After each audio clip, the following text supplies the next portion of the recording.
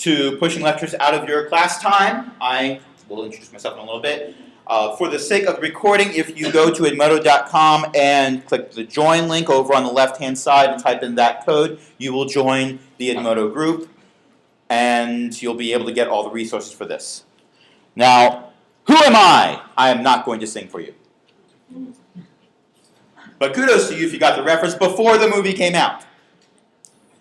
I usually have this big spiel about who I am. You can go to aaronbsmith.com and get links to pretty much all my presences on the internet, my main blog, my Tumblr account, my Twitter account, my YouTube channel, all that kind of stuff. You can get that there. I am a teacher at Benjamin D. Floyd Creative and Performing Arts Academy. It took me 2 years to be able to say that without taking a breath. I got a lot of training from the chorus teachers. It was good.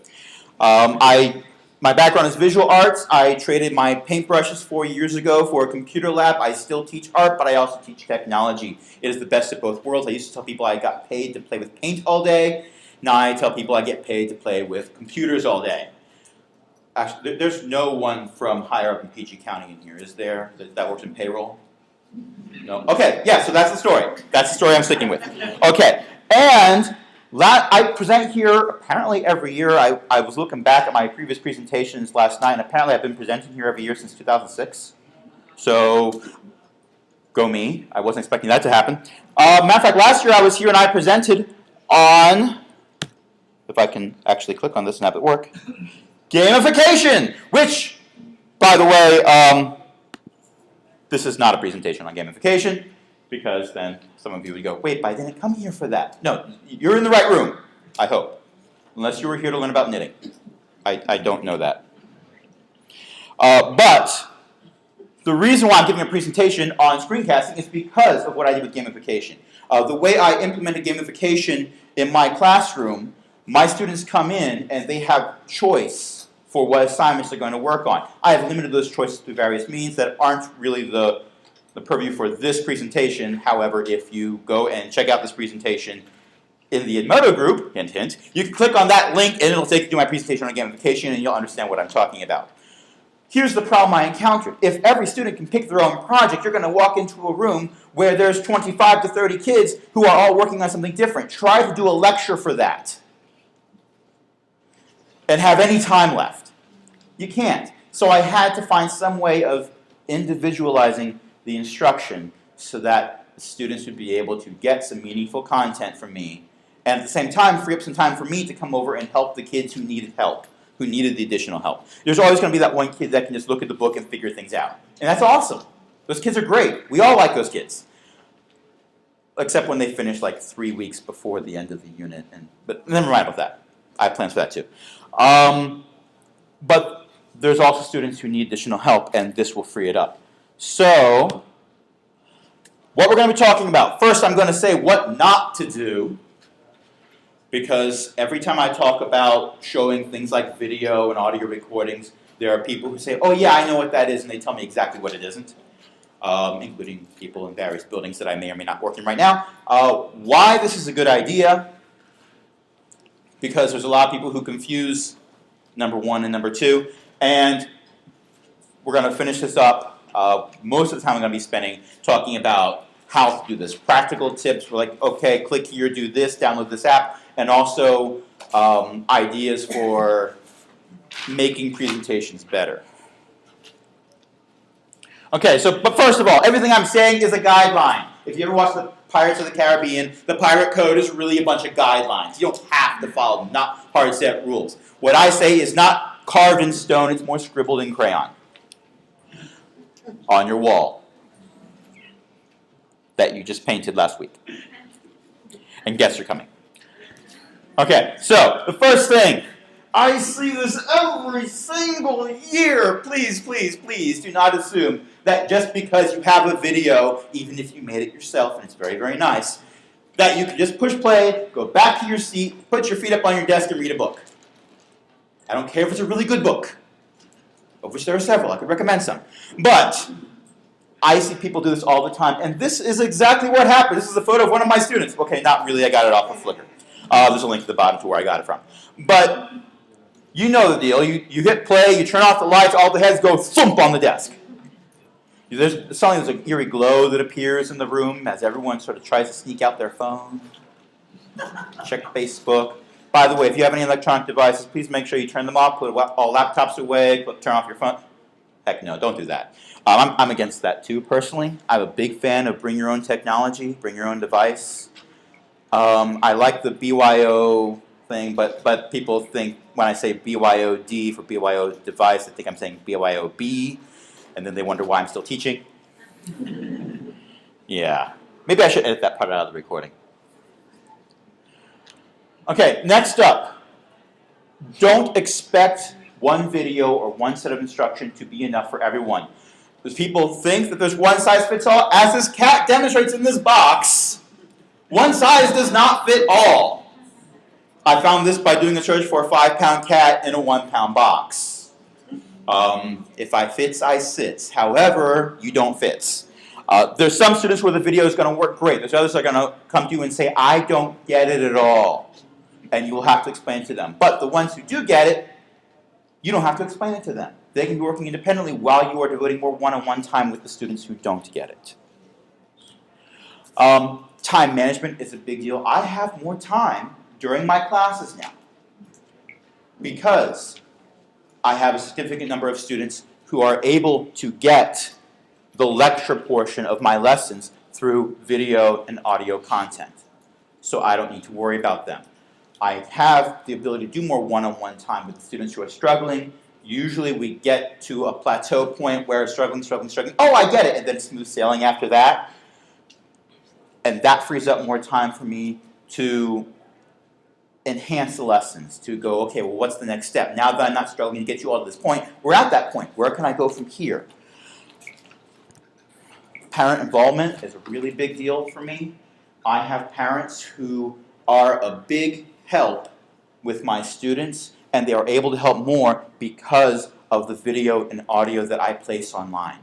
Because they can go to my website and they can see the exact same lesson that my students see in my classroom.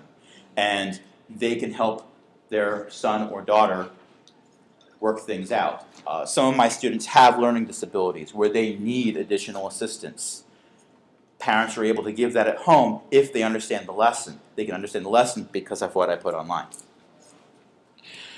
You ever have that notice you get where apparently one of your students has a life-threatening illness and they need to have it treated in Maui the week before spring break? So please give them all of their work for the next week by the close of business today. You ever get, I get that every now and then. Sometimes it's not Maui, but you get the idea. All my work is online. I can literally, every time a student asks for work or a parent says, I need all this work because we're going somewhere, or an administrator says, give them all their work because they are suspended for 3 weeks, I can just say, all the lessons are online. They know when the due dates are. Have them contact me on Edmodo if they need help. Okay, so on to, I told you those first 2 parts were going to be fast. How do I do this? Well, first of all, if you are going to record and or edit audio, these are my 3 go-tos. GarageBand, if you're using a Mac, is already on the Mac. You don't need to download anything. It's great for audio recording. It's great for audio editing. You can add in sound effects and music and stuff if you really want to. I'll get into that later. If you are not using a Mac, if you're using Windows or Linux, or if you're using a Mac and you don't like GarageBand for one reason or another, Audacity is free. That's an actual link that you can click on it in the presentation to download it, but for those of you who are writing notes, it's audacity.sourceforge.net is the link where you can download it for free. There's also as you can see, there's links here to tutorials for, oh my gosh, I'm doing something on video tutorials and I made video tutorials. Yes, I know. Okay. And if you are using an Android OS device, a Droid phone or Nexus 7 or anything like that, there's a great app called And Recorder, which will save audio files as WAV files, so it's uncompressed audio. You cannot edit them using And Recorder, but let's say that I'm recording something on my drive to or from work. I can hit the button. It uses my phone's built-in microphone, because if a phone didn't have a built-in microphone, we'd have a big problem using the phone. And record whatever I want to say, and then I have an audio file that I can edit later. If you are going with screencasts, I mentioned QuickTime Player for those of you who came to the live presentation and not just watching the recording. That's Mac only it works with. There's a tutorial explaining how to do that there again. Screencast-O-Matic is great because it pretty much works with anything that's running Java. There's Java for Macs, there's Java for Windows, there's Java for Linux. So it'll run on anything. It is web-based. So what you can actually do is you can go to screencast-o-matic.com on that school computer for which you do not have admin rights, because your employer won't give them to you for one reason or another, and you can still make a tutorial without having them install any software for you. Java is built into most things. More recent Macs, it doesn't come pre-installed, but if you're using a Windows device, it comes with Java on it. You just click on the link at screencast-o-matic.com and you get the interface that comes up and says, okay, select the area you want to record, you select it. Okay, do you want to save this by posting it to YouTube or this service, or do you want to save it as an MP4 file? I always save it as a file because I can go back and crop out parts that I don't want after the fact. I'll talk about that later. But you have all those options, and it's free. Now, Screencast-O-Matic does have a limitation. I think the limit is you can record 15 minutes for free, and it puts a little Screencast-O-Matic logo in the bottom corner. But if you aren't able to use anything else, use Screencast-O-Matic because it works. And if you are recording a lecture using the format I'm talking about today, and it's longer than 15 minutes, you have lost your students. Don't record anything that long. So many people have ADD. I'm one of them. I'm distracted by shiny objects. I'm glad that none of you is wearing a sparkly shirt today because I'd be lost. Squirrel! Okay. Thank you. If you really, really can't make it short, then cut it into sections. Because if a student's going back to look at that presentation again, it's easier for them to find that part that they need to see again if it's in small chunks versus, well, here's this 1 hour recording. Make sure you download it and scroll back and forth to find the thing you're looking for. 3 to 5 minute chunks is what I usually try to do for my recordings. If you are using Windows, Open Broadcaster and Cam Studio are great software to use. They are both free. I'm a cheapskate. I'm a teacher, so I don't make much money. So I like free. Cam Studio works pretty well on older machines. My computer lab right now has Windows XP on it, and Cam Studio works very well with it. I've noticed some bugs using it with newer machines. Open Broadcaster works pretty well on those, though. Open Broadcaster, I actually just found out about Open Broadcaster recently. It wasn't designed for teachers to record. It was designed for gamers to record things. Do you know there's actually an industry out there right now where there are people where they play video games for a living? I'm not making this up. What they'll do is they will sit down in front of their computer and they'll play World of Warcraft or Minecraft or insert name of game here, Call of Duty, whatever, and they'll record it and they'll take that video and they'll put it up on YouTube. And there are people who go to YouTube to watch other people play games. I may or may not have done that. I may have not recorded videos. I don't know. But the point is, YouTube shares ad revenue. So they turn on ad revenue, they put in the code they need so they can get paid, and they apparently gather enough of a following. Now, this isn't everyone. This is like basketball. There's a bunch of people who play basketball and they get into the NBA and they make millions and millions of dollars, and there's a bunch of people who play basketball and then they become lawyers or teachers or whatever.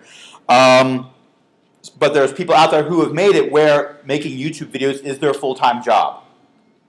Matter of fact, this is totally off topic, but there's a guy named, his YouTube channel is Seth Bling, where he used to work for Microsoft. And he left Microsoft to make YouTube videos about Minecraft. And they didn't quite understand him at his old job when he said he was leaving to make YouTube videos. Oh, you're working for Google. No. No, I'm just going to sit at home and make videos all day. More power to him for making a living doing that. I'd like to know his secrets. Every time I talk about recording video for tutorials, someone mentions Jing by TechSmith, which it's not bad, but I don't like that it saves it in a proprietary Flash format where if you want to be able to edit it, you have to give them money. That just rubs me the wrong way. I don't like that. So I put that on there because people say, oh, what about this? Yes, I know it's out there. The others are so much better. Try those first. And for recording videos, if you're not recording a screencast, anything that will record video, use your phone. If you're using, I'm not a big fan of iOS devices, but if you're using an iPhone 4 or 5, they have those nice flat sides so you can set them up on a desk and they point straight ahead and don't fall over. If you need to be a little higher, put a few textbooks underneath. And record video that way. It works fine. Macintoshes have Photo Booth, which is an app that records video quite well, or you can use QuickTime to record video. YouTube will record video. If you have a YouTube channel, if you have a Google account, you have a YouTube account. If you go into your YouTube account, which is the same login, you can actually do an option to record a video versus uploading a video, and it'll use your computer's built-in webcam, assuming it has one, and congratulations, you made a video. You can edit that using YouTube's built-in editor. They have one of those too. It's not as full-featured as iMovie or, dare I say it, Movie Maker. But it works. You can crop out things you don't want. You could add stuff you do want. And for editing, what I like to use is iMovie. I use that the most. Movie Maker, okay, I have to say this. Windows 7 is the best Windows operating system I've ever used in my entire life. I'm including Windows 8 in that. I'm including XP and 95 and all that. Granted, saying it's the best version of Windows ever is sort of like saying, well, that's the best swimmer in the kiddie pool. I might be a little biased. Just a teeny little bit biased. But Windows 7 is a very sound operating system. My main computer at home runs Windows 7, and Movie Maker on Windows 7 is very functional. I like it. It's hard to say that. Ouch. XP, not so much, but I have tutorials for both of those. And I already mentioned you can edit things in YouTube.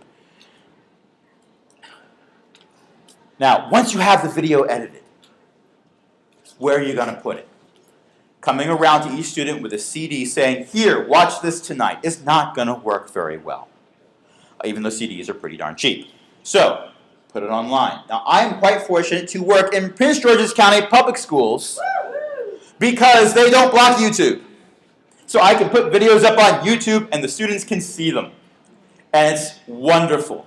I have students that make videos for an assignment. For some reason or other, it's too large for them to upload to Edmodo. So what they'll do is, and now I don't tell them to do this. This is very important to point out. I'm not telling them to make YouTube accounts. But many of them already have YouTube accounts. So what they'll do is they'll upload an assignment for me, mark it as private, and they'll share it directly with me. Or they'll mark it as unlisted and give me the link. It's not out there for everyone to see, but I can still see it and I can still grade it.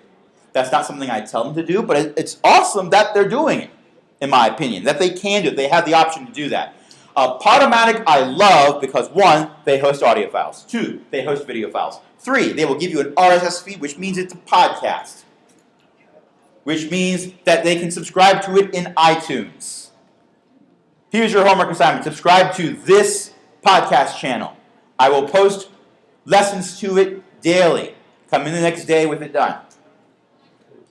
Or post something there and don't tell them you posted it there, like a secret file, and they download it automatically because they're subscribed to it as a podcast. There is a podcast app on iOS devices. There's a bunch of them on Android devices, or you can subscribe to them in iTunes, which runs on Mac or Windows. And just have the file be, okay, I didn't tell you I posted this in class, but this is an extra credit assignment. I need you to do X, Y, and Z. Bring it in tomorrow. Everyone who does that gets 10 points on the next test.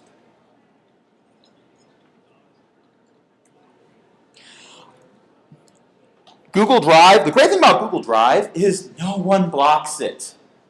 I gave a presentation a while back in Anne Arundel County, and I was like, okay, well, all my resources are here, and we can't go here. Okay, well, I posted them here too, and we can't go here. I post it to Google Drive, everyone can see it. Because no one blocks Google. So you have like 5 gigabytes of space in Google Drive. You can upload video to there. You can make it public for the world to see, or you can make it private for only special accounts, or what have you. And you can have people watch them that way. Edmodo I use all the time. I don't post video to Edmodo too much just because the files get large, and there seems to be like, I call it a soft cap of about 100 megabytes. If you're posting more than 100 megabytes, it tends to not finish the upload ever. It just gets hung up. It doesn't tell you it stopped. It's sort of like a kid telling you they're gonna finish their homework. So that annoys me, but what I'll do is I will post it to another service and I'll put a link to it in Edmodo so they can still see it. For audio files, I don't make audio files over 100 megabytes in size. They tend to be much smaller than that. I'd have to talk for about 100 minutes to get close to that, and then I'm not compressing it right if it's that size. So I can take audio files and post them directly to Edmodo, and students can play them. It's actually built in. That instead of having to click on a link to download the file, they have a play button. They click on it, and it plays directly in Edmodo, which is very nice. I've had people tell me wonderful things about TeacherTube and SchoolTube. I haven't used them too much, but if some of these resources are blocked to you, like YouTube is blocked in a lot of counties, then that's worthwhile, I think, for trying out. Vimeo and Tumblr are also useful resources if they're not blocked again. My school's morning announcements I post to Tumblr every morning. They limit how much video you can upload, but our morning announcements are like 3 minutes long. I can post a 3-minute video to Tumblr and it works out fine. And you can even password protect it. You can make a password protected Tumblr blog. You give the password to all of your teachers or all of your students. It's one password for everyone, and then they can see that content, but you're not opening it up to the entire world, which is helpful. I'm going to be showing some stuff about actual editing and things like that in a little bit, but just so you know, there are a bunch of tutorials that I've made more for my students than for teachers, but I teach my students how to edit video, so I think it works. YouTube.com/academic aesthetic, or if you aren't into the arts and have trouble spelling aesthetic, and yes, I am making up excuses to say aesthetic. It's one of my favorite words, aesthetic. Aesthetic. AaronBSmith.com has a link to that, so you don't need to know how to spell aesthetic. Yes, I'm doing that on purpose, because people are laughing at me. Okay, now, this is stuff that people who know all of the how-tos, but not the aesthetics of how to do good tutorials, this is the part where I explain that advice. The first, by the way, this picture in the background is pertinent. These are wheelwrights. What do wheelwrights do? Anyone know? They make wheels. They make wheels. They don't reinvent them. They make and repair them. So if you go on YouTube or wherever and you find a useful video segment or a useful audio segment, don't be afraid to use it. If it's not on a site that you can link directly to, it's a good idea to get permission from that person. But otherwise, if they put it online, they want people to go there and see it. You can point students there and say, hey, go there, watch this. Not all of the tutorials I give my students are made by me, because I didn't need to reinvent the wheel. So it worked out. This is really, really important. I learned this the hard way. That's how important it is. When you are going to make a tutorial, make a list. I want to cover this point and this point and this point. Put them in order. You could be writing in a text document. You could be writing down on a Post-it note. It doesn't matter. But plan it out. Do a dry run if you have to, because you're going to run into problems. You're going to go, okay, and here we're going to click on this and we're going to wait for this to load. And I've clicked on the wrong link. So let's go back and avoid that. Plan it out in advance, because editing video isn't really hard, but it can be time consuming. So save yourself the time. Plan it out in advance. If you can do it in one take, awesome. However, if you can't do it in one take, do multiple takes. There will be times where you think a recording is awesome, and then you're going back and listening to it after you posted it for your students, and you're going, wait, did I actually say that?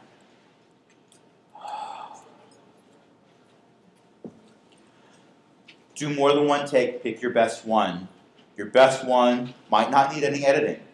Your second best one might need some editing, which would take more time. You'll save time doing more than one take. I love this quote. Basically, it translates into get rid of the fluff.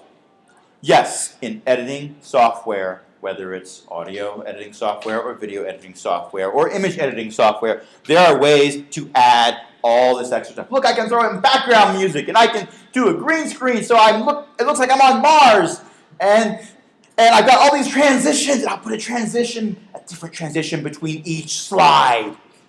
Yes. No. The point of your tutorial is to educate. Anything that detracts and distracts from that tutorial is wasting your time, and two, it is blunting the tip of your point. Don't do it. Even if you know how to and you really, really want to. It's like Jurassic Park. You spent so much time thinking about whether you could, you didn't think about whether or not you should. Usually the answer is no, you should not.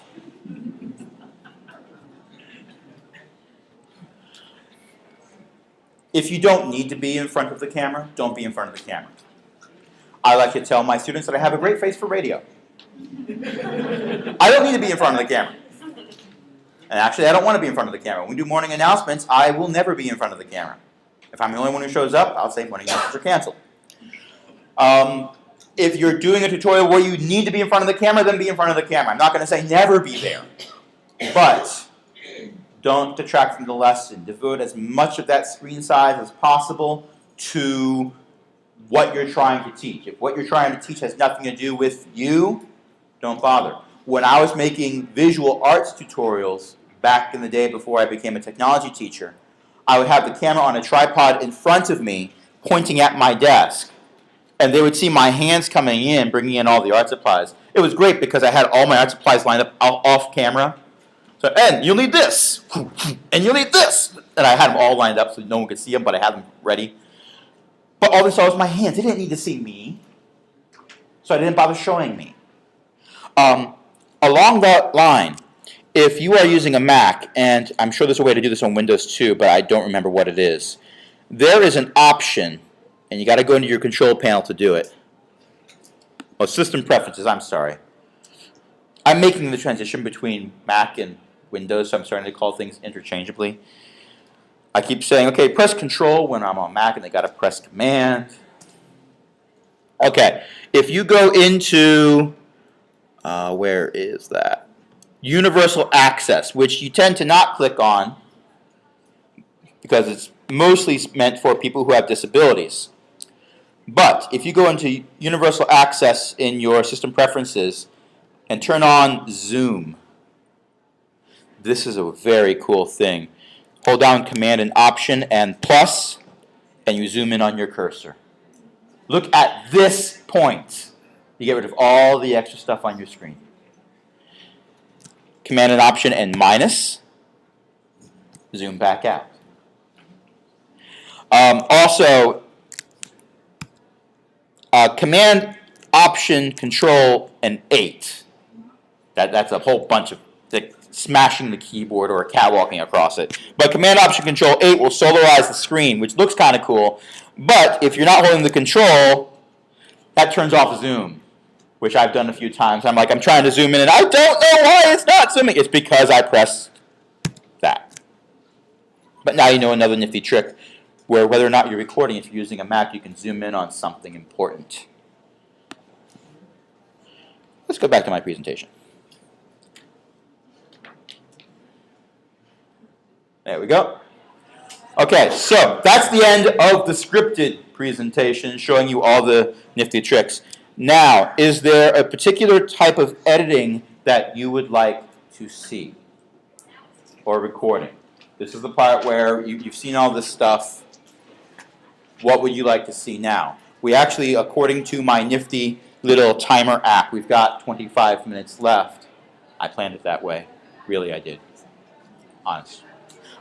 Yes? I had a question that I put in Edmodo, but I know a lot of people aren't using it. So what kind of proprietary and copyright issues do you run into with pictures and other things that normally you would use them in a lecture in class and you're not running into any problems because it's just in your classroom, but now you're recording it and making an electronic copy of it? That is a very good question. The question, for the sake of the recording, because I don't know if my mic picked it up, is on copyright law and what copyright problems I run into now that I'm recording my presentations that I might not get if I'm just showing it in class. What I try to do in class is I try not to encounter it at all, because even if I'm not recording it, I try to stick with things that I'd be allowed to broadcast. My students, to give more background about what I personally do in my school, we're a creative performing arts academy. I have the technology majors, so we do things like image editing, video editing, audio editing, all that nifty stuff on the computers. So we deal with copyright law all the time, because there are people out there who think, well, I can take this image off the internet and I can modify it a little bit, and I can put it back up on the internet, and that's mine now. No, it's not. You have a zero now. And let's talk about the pages you copy-pasted from Wikipedia for your research paper. Remove the links first, and I might not catch on as fast. You laugh, but that was 2 referrals. Okay, so what I do is I start off early talking about copyright law with my students. I tell them about Creative Commons. Is anyone here who is familiar with Creative Commons licensing? A few hands. Okay. Creative Commons is the brainchild of a great lawyer by the name of Lawrence Lessig. He is one of the few lawyers I've been able to read that doesn't put me to sleep. He's incredibly brilliant. He argued in front of the Supreme Court. He lost, but he argued in front of the Supreme Court. And his thing is copyright law. Copyright law is broken in that everything after like 1914 or something like that is assumed to be under copyright, so you can't use it. Or you're violating something and someone's going to sue you. So the idea is we're running out of this open source stuff that we have access to. For example, look at the Disney movies. Cinderella. Hans Christian Andersen. All the different things. Those are open source. Anyone can do anything with them, but not Disney's Cinderella. We're running out of stuff like that. So Creative Commons, what that does is you can put stuff out there and say, I'm letting you make stuff out of this. I still own it, but I'm giving you permission in advance, so you don't need to write me and ask for my permission. This presentation is under a Creative Commons license, because the photos you saw, the majority of them were not taken by me. People uploaded them, put them under a Creative Commons license saying, you may use this, but give me credit. If you go to this presentation, you'll see all the links at the bottom for where I got each of those pictures. I teach my students that. If I want to use content to show an example in my classroom, I look for either public domain stuff or Creative Commons licensed stuff, and there's a lot of good resources out there. I can post links to that in the Edmodo group for you if you're interested. Where it's just fantastic stuff there that people are letting you use. Matter of fact, if you want clip art that isn't in PowerPoint, go to openclipart.org, and it's free, and some of it's really, really good. Now it's free, so some of it's really, really bad. But there's good stuff there too, and you can get it in any size you want, which is very awesome. So basically, did I answer your question? Yes, but okay. There's also the question about what your district how your school district views the property that you create as an employee of the district. As of right now, if I'm creating it, I'm owning it. Prince George's County made the news a while back saying that they wanted to own everything, including even homework. They have not come to that decision. A bunch of people decided to report it and say this is kind of silly. Some lawyers chimed in and said, actually, that's probably illegal. It has not been resolved yet, but they sent out a press release saying, that was a leaked, rough draft. It's not what we're actually planning now. Maybe I'll cut this part out because I'm talking about my employers. No one's here from Prince George's County higher up, right? I asked that already? No? No supervisors? Okay. All right, good. And I can post links to the internet. They'll never see that. Any other questions? Let's change the topic. Yes. So when you first started and you went to QuickTime Player Yes. and you started screen recording, Yes. that recorded all of your slides and what you were saying. Everything that has been on my screen since I hit record has been recorded. So can you show? I'd actually have to hit stop recording to actually see it. So once you stop it, then what? Then Save it. let me go to my movies folder. Basically what will happen is it saves it as screen recording and then a number. And then you take that and put it in iMovie? I can take this, I can put it in iMovie, I can put it in other editors if I want to, I can upload it directly to YouTube. Matter of fact, if I open any of these in QuickTime Player on a Mac, it has an option to upload directly to YouTube. Where I don't need to go through the YouTube interface, I can go through the QuickTime Player interface. Or I can take it and upload it to TeacherTube or anywhere else I want to upload it. Actually, if I open up one of these real quick, I was talking about trimming. There's openclipart.org I was talking about earlier. When it's open in QuickTime Player, I can go into Share, and there's the YouTube thing where I can upload it to YouTube. I can also go to Trim, and that part where I was talking about in the beginning where, okay, well I'm just fiddling around, setting myself up, I can trim that part off. The part of them where I'm going, okay, now where was that stop recording button? I can cut that part off.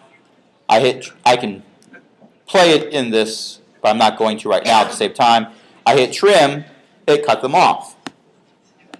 Go to File, Save As, because I don't want to save over the original recording just in case I cut it wrong, and I can change the file name and save it.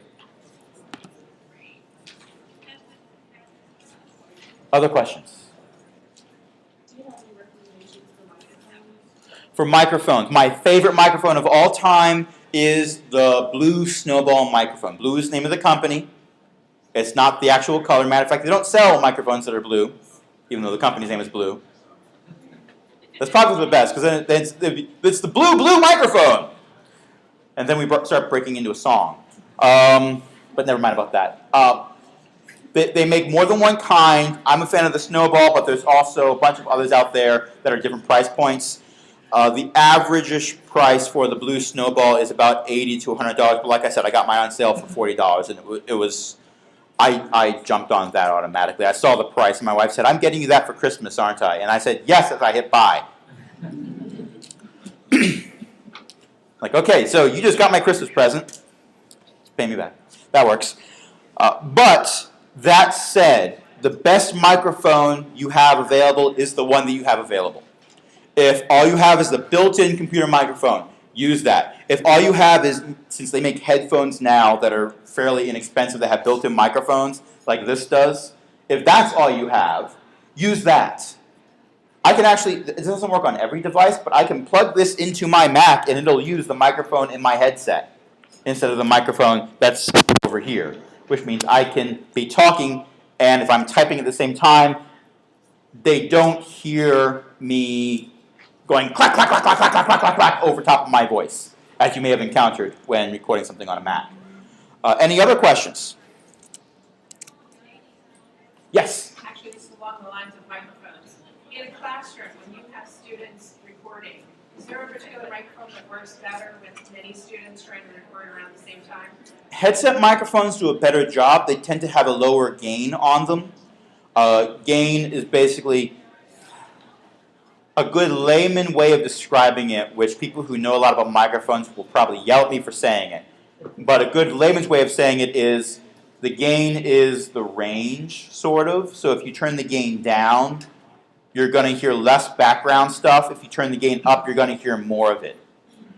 And headset microphones usually work pretty well for that.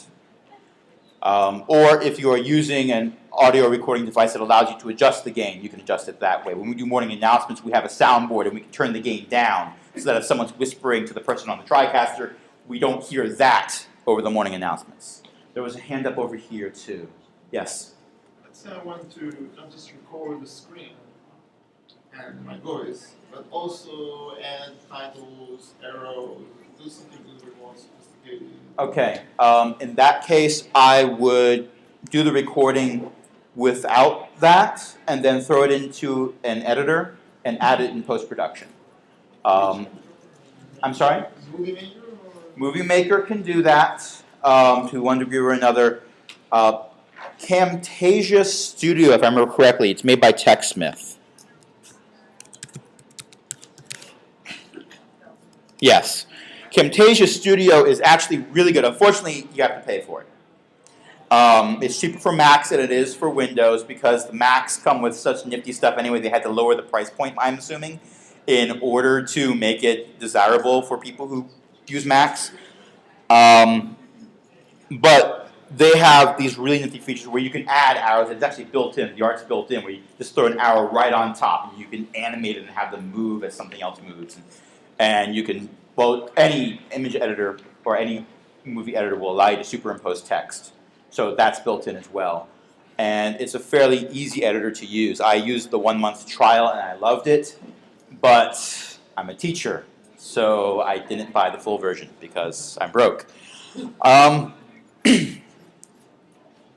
I was about to say something else. Oh, they do have educator prices.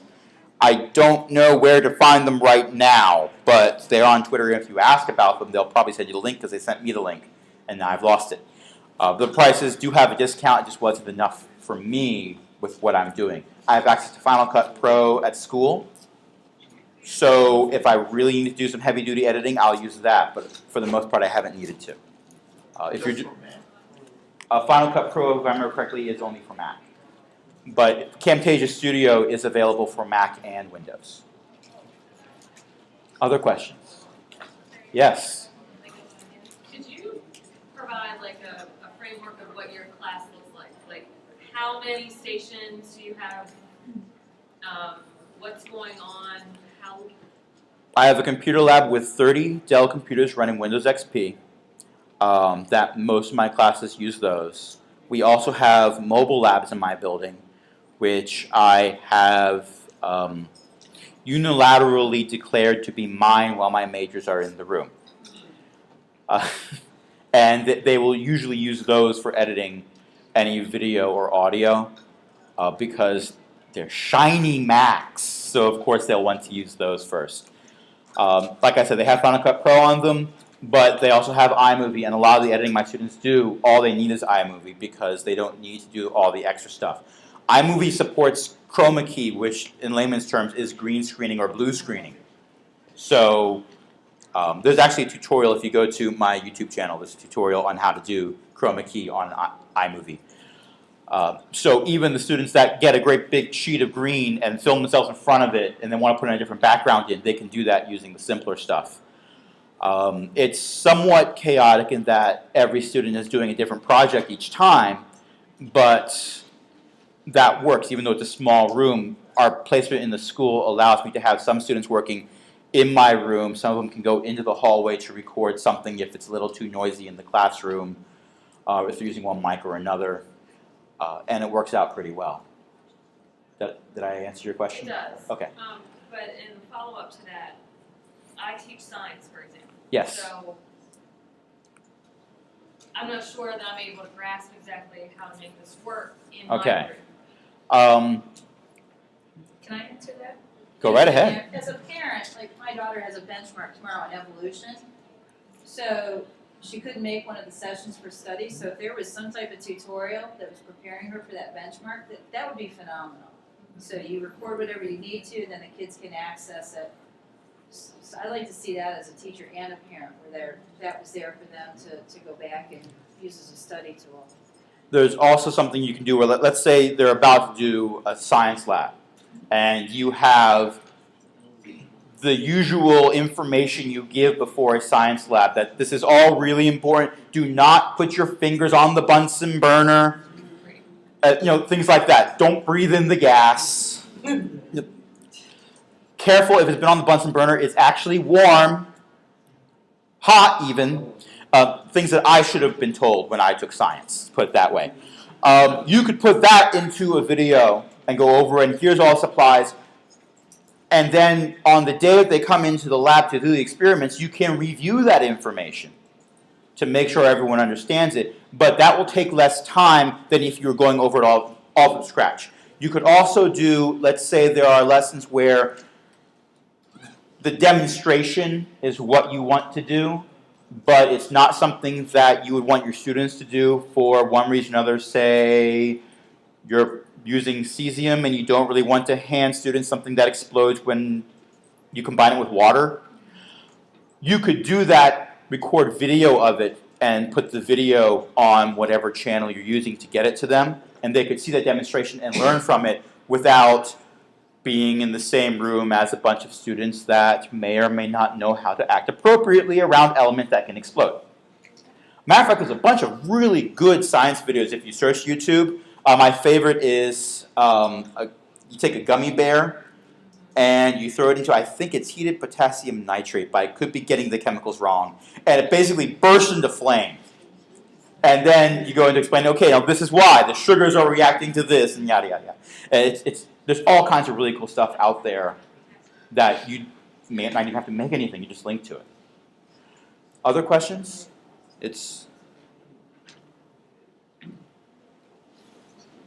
Yes?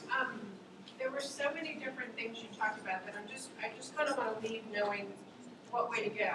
I have Windows in a computer lab situation. I would like to be able to demonstrate like how to do what we're going to be doing in Excel and have them be able to go back to that.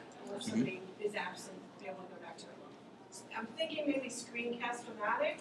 That would be one of my go-tos for that. Do you have admin rights for your? Do you have admin rights in your computers? Yes.